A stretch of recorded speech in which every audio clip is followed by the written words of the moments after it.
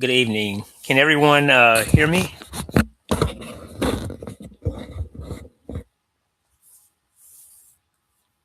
Can anyone hear me? Okay. Thanks, Bryce. All righty. My name is Darren Williams. I'm going to be the instructor um, for MBA 5400 this term.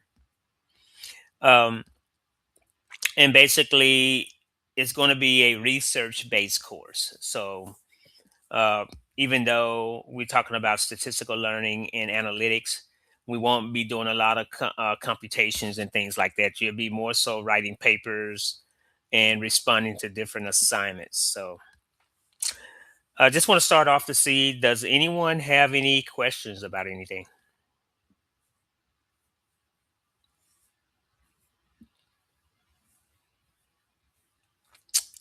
All right. I'm assuming that that is a no. All right. No questions. I guess we'll go ahead and get started. Making sure that I'm recording. If you don't mind, just make sure that every week that this little recording button is going. Most of the time, I'm pretty good about making sure I'm recording, but sometimes I may forget. So just check for me if you don't mind. All right. As I said, my name is Darren Williams, and here's a little overview of the course. The course is going to be completed in 6 modules, so we got 6 modules to go through. Module one is going to be the first module we go through tonight. We have a getting started button. So the first thing is meet your professor. And if you click on that, you see a picture of me and gives you some background about me. But I guess the short of it is that I've been teaching for approximately 40 some years, mostly quantitative type things, engineering, statistics, finance. Um, that's pretty much my background. Strategic management, those are the types of courses that I've taught over that 40 something years. So very diverse in terms of courses that I've taught. In terms of my professional experience, I worked in the transportation industry most of that time for FedEx. Um, and I've also worked for Nike. Actually, Nike is where I met my wife. And, I met her at Nike and we got married and been together for approximately 25 years. In terms of, like I said, experience, I try to bring real world scenarios to the classroom. I like to say that with the classrooms now, most universities are going toward a model where the professor doesn't develop the course. Excuse me. The course is developed by the school. And one of the reasons that the schools are doing that is because it helps them with their accreditation. All of their courses are consistent. The instructor brings the management to the classroom, but in terms of the content, in terms of the layout of the course and all of that, that is primarily developed by the school. So there's some things in the course that can't change but want to change, and one of those things is going to be is that the discussion with your discussions there has to be a in-text citation. In other words, in the body of your post, you have to have a reference or a in-text citation. We're going to be using APA format for the class, and so you will see me giving you a lot of feedback in terms of things that are not in APA format. Starting out the first week or so, I'm just going to be notifying you. But then as we move forward, you will start losing points because, like I said, this is a research course. So the course is about research. So you need to make sure you're using APA style. If you are not aware of APA or haven't used APA, I will show you some resources that are available to you. But my contact information, this is my Indiana Tech information here, and this is my cell phone or a mobile phone. Um, so you can kind of text me on this. Um, but the fastest way to get a response is just replying over here in the inbox, in the mailbox on Canvas. So if you're using Canvas, this is the quickest way, and the quickest way you're going to get a response. So if you send a email or need something, use the Canvas mailbox, because I look at that every morning when I get up. One of the things in terms of your notice is that I wake up pretty early. So, I'm normally up somewhere between 2 and 4. And I know one of the first things that I do is check my email. So, like I said, the quickest way to get a response is inbox me on Canvas. If you inbox me with this email, it's going to take longer, because sometimes I forget about that email. But like I said, if you use the email that is in Canvas, then you will get a response really quick. All right. Any questions about me that anybody has? All right. So let's go back.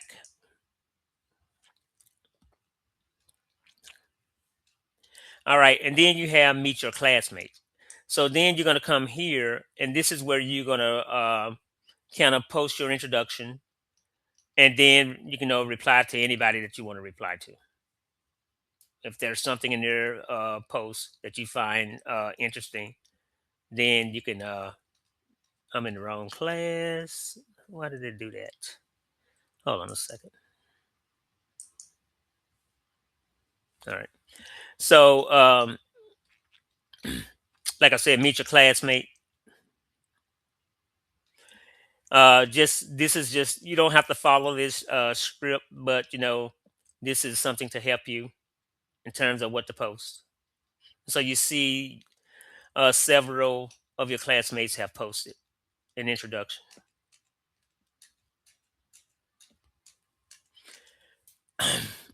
Okay, so if we go back and notice, all of this is up under getting started. What is a Tech Live? And that's just your first semester or term at Indiana Tech. Everyone knows that Tech Lives are like 1 hour sessions that we have for this particular class. Is going to be every Monday at 6 p.m. Central Time, um, 7 p.m. Eastern Time, and then you just correct it for your time zone. Then you have a course preparation quiz. Make sure you take that. Notice that that's going to close on the 26th of July. And then this is the policy for generative AI. So, you know, make sure you review this policy. One of the main things that it said, you can only use AI tools when assignments instructions explicitly allow it, or you have direct instructor permission. Okay. So when in doubt, ask before using AI. All right. So there is an assignment in week 6 where um, we're going to use AI to complete that assignment and do a comparison. So, but make sure you look over this policy.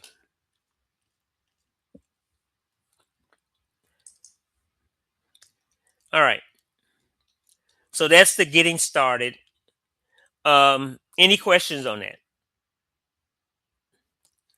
All right. So one of the things I want to look at is the syllabus. So notice that this is fall 26. This is your course. Give your course description and then learning outcomes. These are going to be the things that you should know by the end of the course. Okay. Then you're going to get into my information. You just saw that online course policies. We're going to look at some of those. Here's the generative AI in the course. Your textbook / course resources. So notice it says to provide a variety of relevant and current learning resources for this course. A collection of articles, websites, and other resources is utilized to assist students in achieving the stated learning objectives. All materials are accessible without cost to the student. Complete links, citations, and instructions for accessing these materials are provided in module learning resources.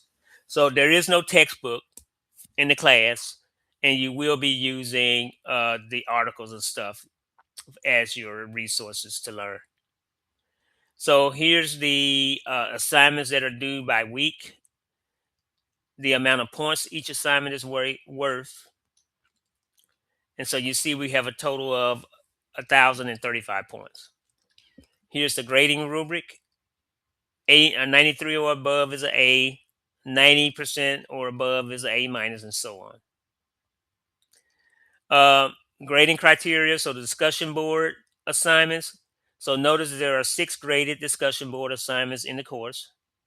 The discussion board assignments are worth a maximum of 25 points each, up to 15 points of your initial posting, and up to 10 points for your response to 2 classmates. Okay, so that's going to give you your 10 points for your response to your classmates. Please refer to the discussion grading rubric posted in each discussion. Your initial posting is due by Thursday, no later than 11:59 p.m. Eastern Time. And your responses to 2 classmates are due by Sunday, no later than 11:59 p.m. Eastern Time. So let me just clarify on that. The discussion is due, that initial post is due Thursday. So if you don't post that initial post by the deadline, which is Thursday night at 11:59 p.m. Eastern Time, if you don't have a post by that, the system lets me know if the assignment is late. And if you post your initial post late, it will not be accepted. That's for the whole 6-week period. And then if you post your 2 replies after Sunday night, that's not going to be accepted either. So your discussion, everything has to be turned in by the due dates on the discussion boards. Okay. Everybody got that. So discussions, you can't submit late. You have to hit the initial post when it's due, and you have to hit the 2 replies before they're due, or you can't do it after. So you can do, just to clarify, you can submit early, you just can't submit late. All right. So assignments, you're going to have courses throughout the assignment, and they're going to vary based on the topic for that particular week. Notice that all assignments should be written in APA style with evidence of research via citations and references. So your in-text citation goes in the body of your post, and your reference, you just create a little section at the bottom for the reference. Also, on the discussion board, this is one of the things that I was talking about. On your discussions, you also need to have a in-text citation and references on the discussion, because you're going to be doing research. You're going to be pulling it from the articles that are in the course. So you need to give credit to the author of that content that you use. And you should be paraphrasing. So you should not be a whole lot of direct quotes. It should be a lot of paraphrasing. All right. Then we have the Tech Live reflection. So each week on Monday at 6 p.m. Central Time, or Daylight Time, we're going to have a Tech Live where I'm going to go over what's deliverables for the weekend, just any kind of insights I've seen from the previous weeks. So notice this is an opportunity to engage with the instructor, your classmates, in the course content, synchronous in a live session. While it is not required for you to attend Tech Live, it is recommended that you try to attend. If you are unable to attend, then you have to watch the video. Now, when you post your reply to the video, it's not a post, a chapter review, or anything like that. It's like, what did I discuss on the Tech Live video? Is what you're posting about. If you were at the if you're live, you still have to do that one paragraph. And like I said, it's one paragraph. So, and that's how you get your credit. which is 10 points for the tech lie. Notice if you have any questions about the course syllabus or online policies, please reach out to me for any clarification. These are your assignments by week when the due dates are. They're hyperlinked. All right.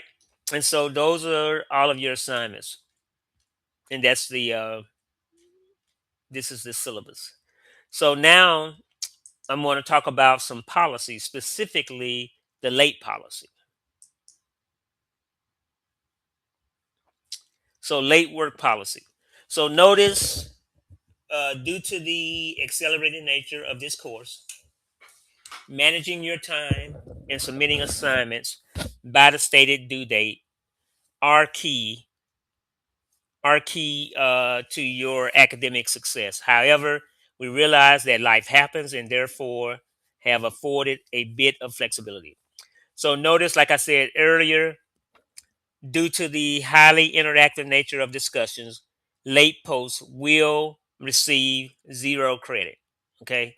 Please note that if you miss the deadline for your initial post, you will still have the opportunity to post feedback to two classmates by Sunday.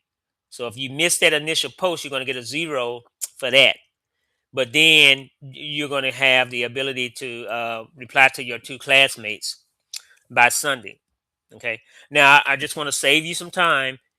Um, if you post late, even 1 minute, because you have 4 or 5 days to put that post in there. So if it goes and it says it's Friday morning, and in that post it shows that it's late, I don't care how many minutes or seconds or whatever. If it has late on it, I'm not going to grade it.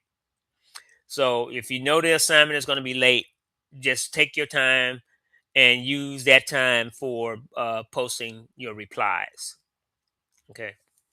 Now, for any other assignment outside of the discussions, you can submit those assignments late. But for all other assignments in the course, work submitted past the due date will be subject to a grade deduction of 10% of the assignment's earned points. Um, and basically, that's going to be per calendar day. So, for example, for a 50-point assignment turned in 2 days late, you're going to get a 20% deduction, right, of the earned grade for that assignment. All right. And so basically, what I would say is I would take this 20%, multiply it times the 50 points for the assignment, and say that it's worth 50 points. You're going to lose 10 points on that assignment if it's 2 days late. Notice all course assignments must be submitted by the last day of class in the correct session. Now, even though it says that, notice that any assignment that's submitted basically, I would just say 7 days late, that's 70% of that assignment grade. So you're not going to get much for that. So you need to, the whole point of that is to make sure that you stay on topic, on top of your assignments, and that, you don't let yourself get behind. Notice that all course deadlines and due dates follow the Eastern time zone. All right. And then here's just some helpful hints for you in terms of trying to avoid late assignments. So I'm going to talk about this late work policy, probably in some form or fashion every week, or just reinforce it. And one of the reasons is that you just don't understand, man. At the end of the semester, students come up with all kinds of stuff. Like last class, I discussed late work every week, and I still had people coming up with reasons why they need to turn an assignment in late. And and the bad thing about doing that is that if you break, or if I sit there and give leniency to one person, it just creates a whole thing of just problems for me. I can't speak for other instructors, where students, just I'm just going to leave that alone. But So that's why I kind of reinforce this late policy because I've discussed it. Everybody knows what it is, and I just enforce it. It just saves me a whole lot of headaches. All right. And this is not my late policy. This is the school's late policy. All right. All right. Any questions about the late policy? Hopefully everything is clear on that. All right. There's other policies in here, generative AI, engagement policy, and so on. Incomplete grade, code of ethics, all of those different policies are available to you. The other thing in terms of policies, we have student resources. This is where you're going to find your APA guides and things like that kind of help you. If you need help, like there's tutor.com, that if you need help with like your writing and things like that, excuse me, you can set up time with tutor.com and go over different things that they provide services for, which is a very helpful resource. Here's the APA guide. So notice that there are videos on it, correct citation placement, all of that. So you got the resources available to you. If you don't know what an in-text citation is, here's something on in-text citations. Here's a student paper setup. So you got all these resources available to you. And this is up, all of that was up under student resource. You got student support services over here that you can use. So you just got to make sure you explore that and look at all the different resources that are available. Hold on a second, guys. Something in my eye. All right. So all those resources are available to you.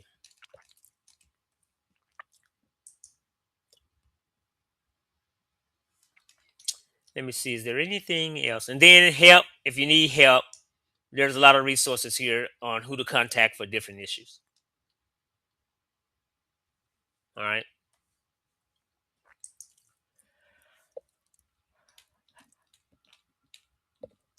All right. So if there's no questions, I'll give everybody time to ask any questions they may have.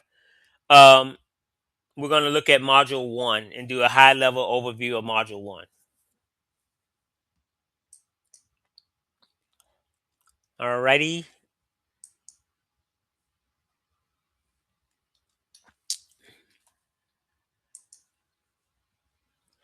All right. So here's the presentation for Module 1 that you should go over. Notice the module learning objectives. So notice by the end of this module, students will be able to describe how organizations use qualitative and quantitative data for problem solving. You're going to explain how different types of statistical data can inform business decisions. And you're going to learn how to explain the relationship between statistical data categories and the analytical levels. Okay.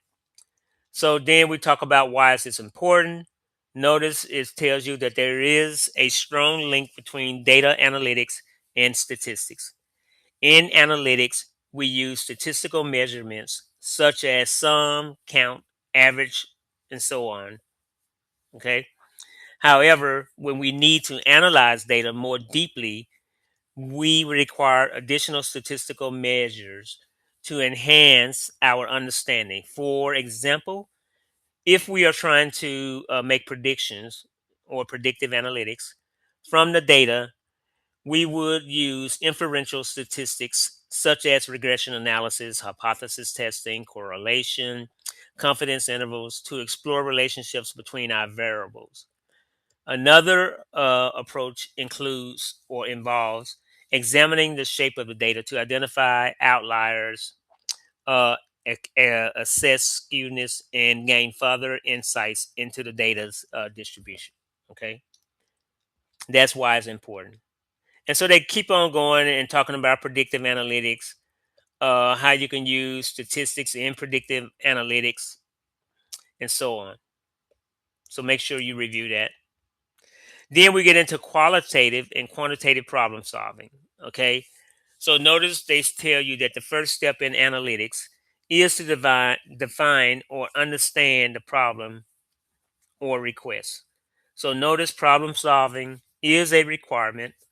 The analysis of the problem is a critical process to ensure that the data you have can answer the problem. But once the once that is done, excuse me, it is time to move into understanding. So we look at this article here about quantitative and qualitative data. And I'm going to click on those articles just to make sure that they open.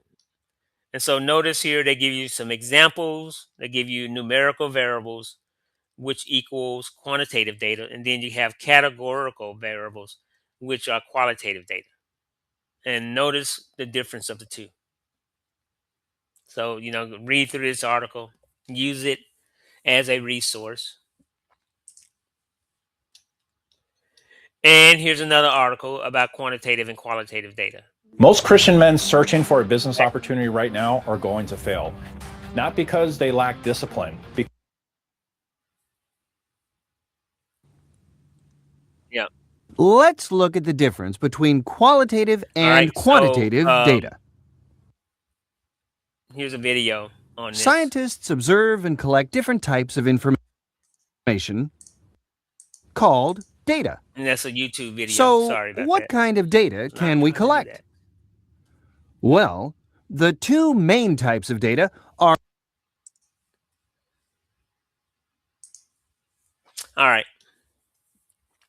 And then we have what is called Stevens scale of measurement. And so notice here, it's going to really break down the different types of data that you have. Now, the important thing about these types of data is certain type of data, you can only use certain types of analytical tools. So notice the first one they talk about is nominal data.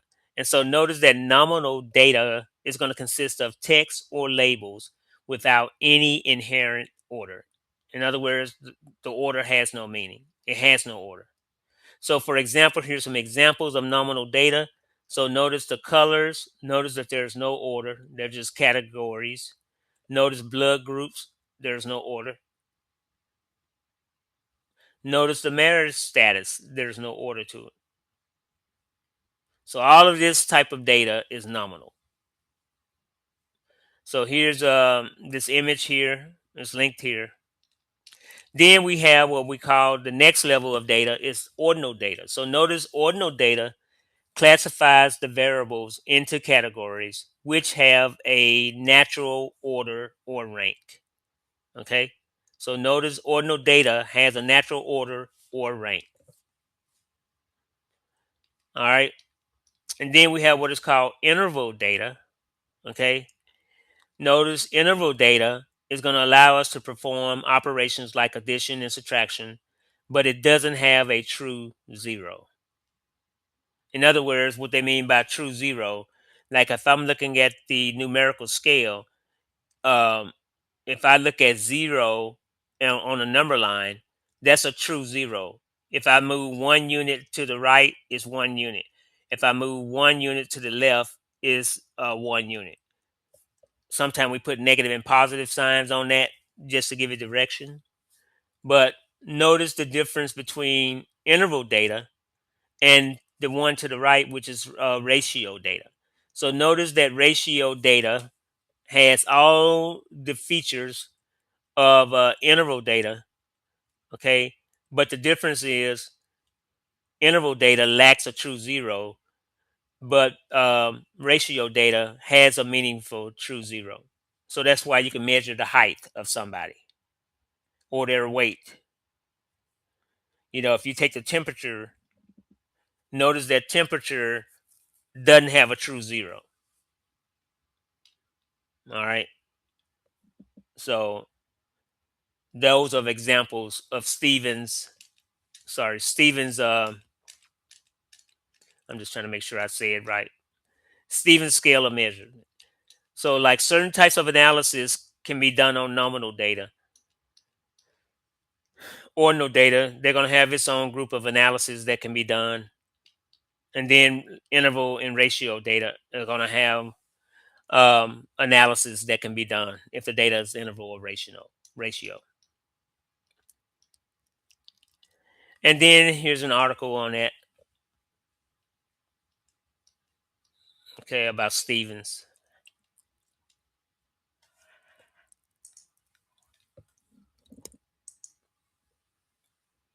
All right, and then data-driven decisions and statistical types. So notice, what is data-driven decision making? There's an article on that that tells you exactly what that is. So go through this article. And then you have how to go from data to decisions, a video, a YouTube video. All right. And so notice here the measure of dispersion or variability. They're showing you what they are. And then measurement of center and location. And notice what they are. So notice you may be asked to prepare a 5-number summary. And it's a type of descriptive statistics as part of your results. Based on that list in the table above, the minimum value, first quartile, median, third quartile, and maximum value. Okay. So you can create those and come up with a 5-number summary. Then once you have the categorize the data in reference to your analytical request, you can move on to what type of statistical measurements will work. So notice we have descriptive statistical measures, and it gives you a definition here. And notice that descriptive is going to help you understand and summarize the data. Then you have inferential statistics, where you're trying to infer something about your data. So it goes here. You can do estimation, hypothesis testing. Then you have some other techniques in inferential called the chi-square test, and it tells you what it's for. Correlation coefficients tells you what they're for. Regression tells you what regression is for, and then confidence interval and hypothesis test. And then it breaks it down: simple linear regression, multiple linear regression, and then logistic regression. All right. Now they go through and they talk about simple linear regression, multiple regression, and logistics. This little video shows you the difference between the three. Then we get into parametric and non-parametric statistics. A lot of what you have done in your statistical, because I think you have to have a general statistical class, and this is most of the time that course is all about parametric statistics. Then at the end, they do something about non-parametric, and typically parametric fits the normal distribution, and non-parametric doesn't fit the normal distribution. All right, and so notice that this is your standard deviation curve. So that what they're telling you here, this is the standard normal distribution. And what you can do is, since every data set is going to have a different mean, it's going to have its own mean, and it's going to have its own variability or standard deviation. What you can do is convert that data, all data, into what they call a standard normal distribution.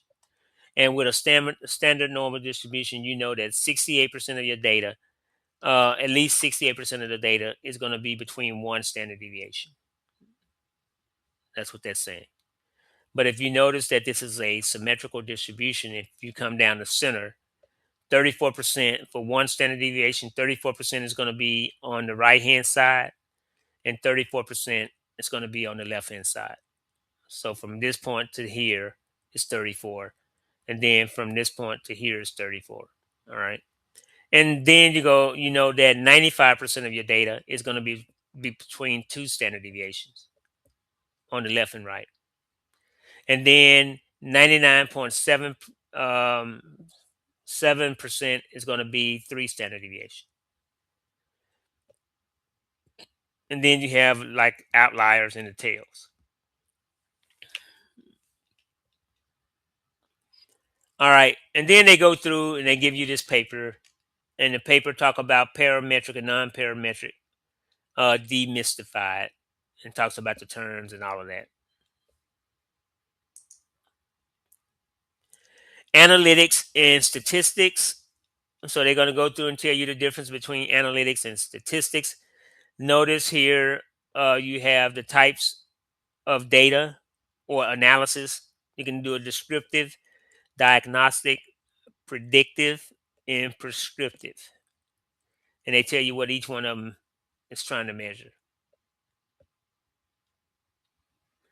And so here's a way of looking at the types of analytics. And this is why you will want to do it.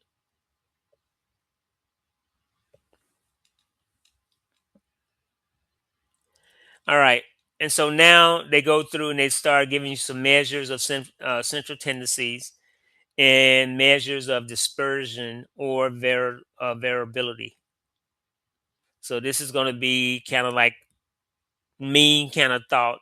And this is going to be standard deviation, variance, and all of those different measures of variation. Notice they talk about use predictive analytics is where you are exploring the measurement of association. So you have the chi-square test, correlation coefficient, regression, confidence intervals, and hypothesis tests. And then they go into learning activities. This is just a little activity to help you. And then here's some optional resources. What is business analytics? Make sure that article opens. So that article talks about what is business analytics. And then the types of statistical data.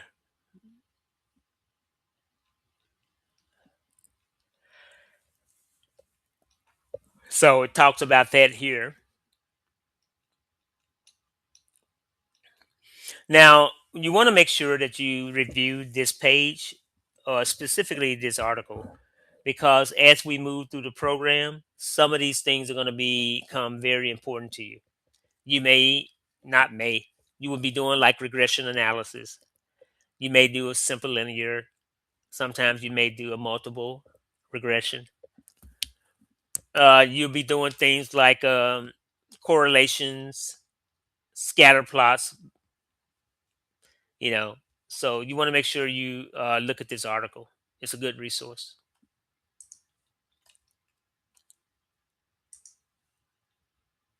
All right. And so that's basically the PowerPoint presentation. One of the things you have references. Now, if it's an academic article, they're going to have references. So you may want to, you may be looking at something and you was like, you know what? It would be nice if I had additional information on here or additional articles to pull from. Well, the easiest thing to do is at the end of academic papers, they're going to have a reference page. And so if I click on this, it's going to have its own reference page. I may be able to find articles off the articles that I've already liked and found useful. I can look at the back of that article and it's going to have a reference page. So I can start searching the reference pages of my different articles to get additional articles or information. And that's just a nice little way to reduce your searching time and all of that, depending on what you're looking for. All right. Any questions on that? On that little PowerPoint presentation? All right. If there are no questions, let's go to the assignments. I just want to make sure I'm starting off at assignment 1.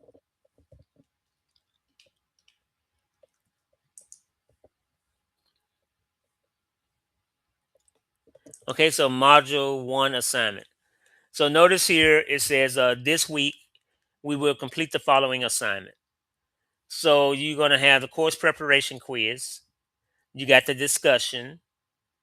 You got your module 1 assignment 1.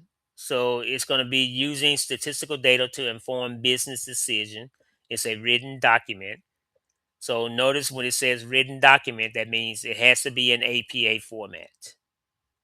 Okay. Then it says your assignment 2 is going to be a statistical document. Uh, it's going to be a slide presentation, and it's going to be about statistical data categories and analytical levels. And that's a PowerPoint presentation.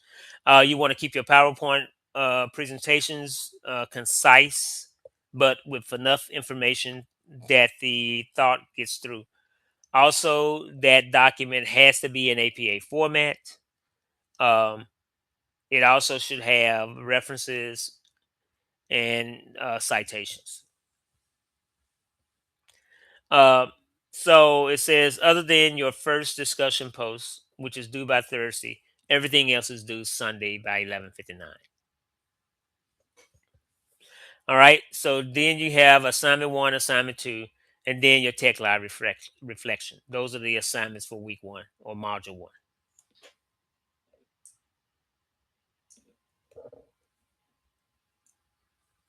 So notice here quantitative and qualitative data. So notice this is your discussion for the week.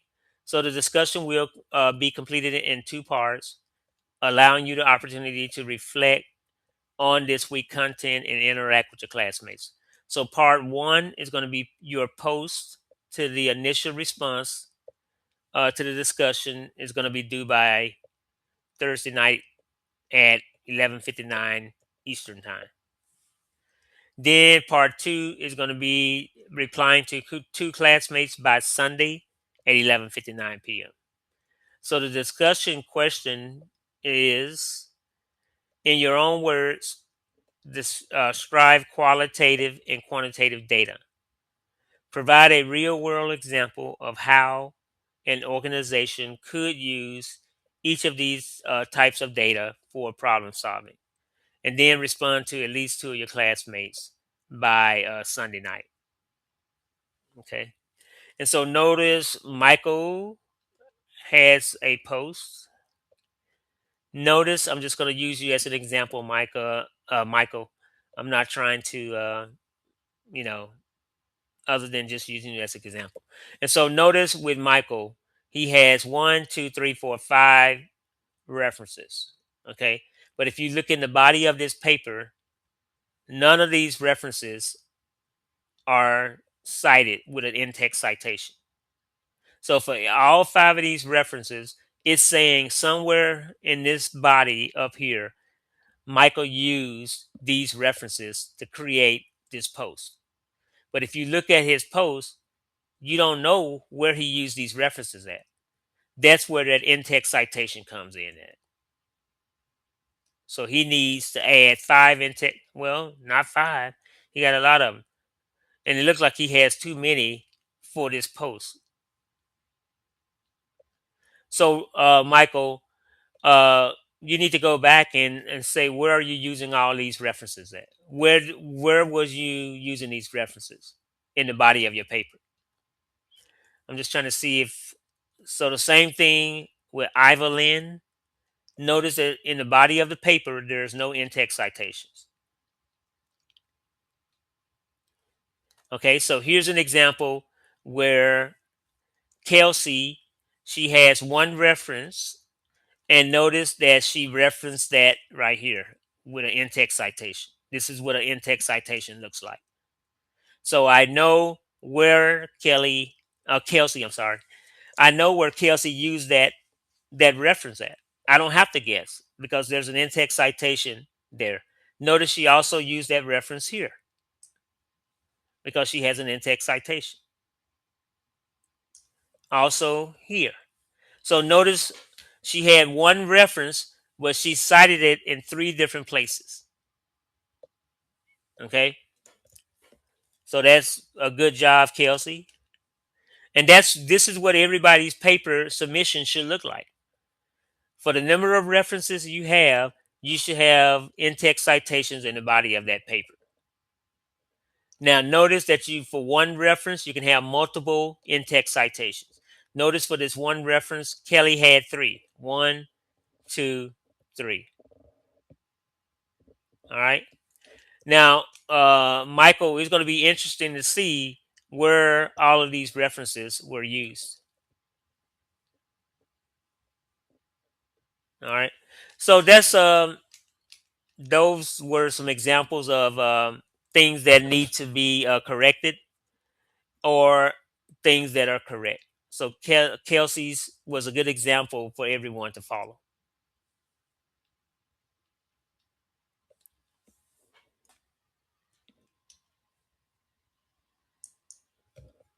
That's the discussion. So then for your module 1, assignment 1, notice that the overview says for this assignment, you will prepare a written document focused on how different types of statistical data can inform business decisions. Please see the specific instructions below. Excuse me, your document should be 3 to 5 pages in length. Notice that does not include your title page and your reference. All right. So you want to save it as a doc file. And notice that it should comply with APA writing requirements. Okay. And I showed you the resources earlier for APA if you have questions about APA.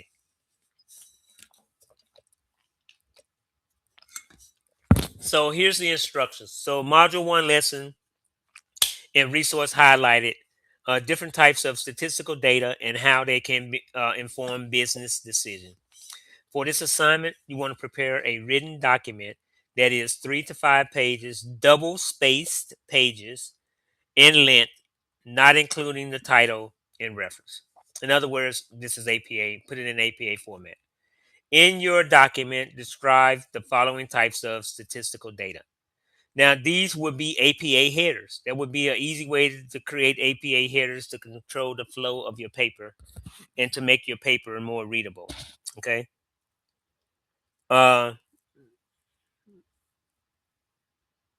Okay.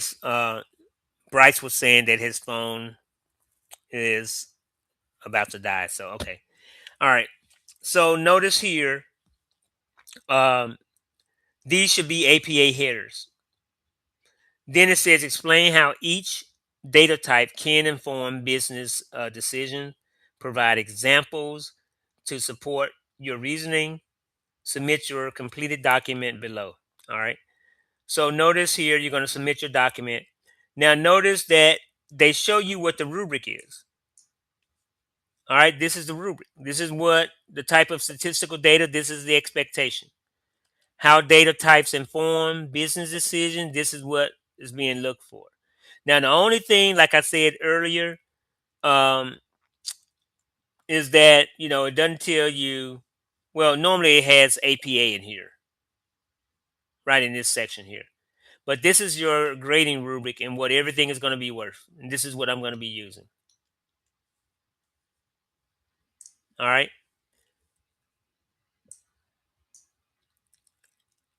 And then this is the module 1 assignment 2. So notice for this assignment, you will prepare a slide presentation that explains the relationship between statistical data categories and the analytical levels. Please see specific instructions below. Your PowerPoint must be 5 pages, 5 to 8 slides, not including the title and reference. So no more than 8 slides on the content. Don't give me 20, 30, 40 slides. More is not better. So it must comply with APA writing style. Make sure you're looking at in-text citations. You can't put an in-text citation on a slide in the middle of the slide because I don't know what you're citing. So if you're citing something, make sure it's right next to the text that you took from the body. So if you got 5 bullets and all those 5 bullets came from some source, each bullet needs to have an in-text citation. So that way I know specifically what you pull from that article or that reference. Without it, I don't know what you did. All right. And so notice that the slide must be 5 to 8 slides, not including your title or your reference slide. It must comply with APA writing guidelines, and you're going to submit your presentation to the Dropbox. All right. Notice for the assignment, you're going to prepare a slide presentation that explains the relationship between statistical data categories, in other words, inferential, parametric, non-parametric, and descriptive, and the analytical levels. In other words, descriptive, diagnostic, predictive, and prescriptive. All right. And notice there's a rubric here.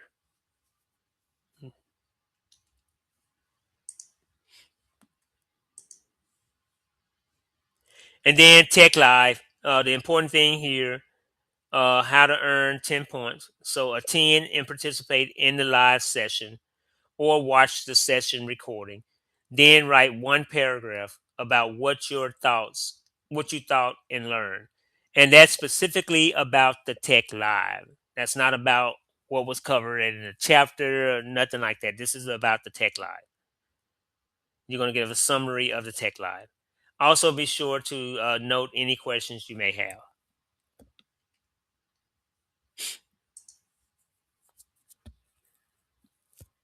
And, this is just think for me. So, all right. So that's it. Does anyone have any questions on anything?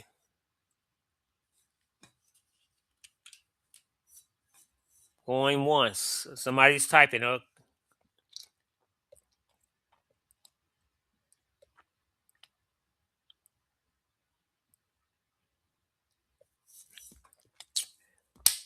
Just waiting for the post to come through.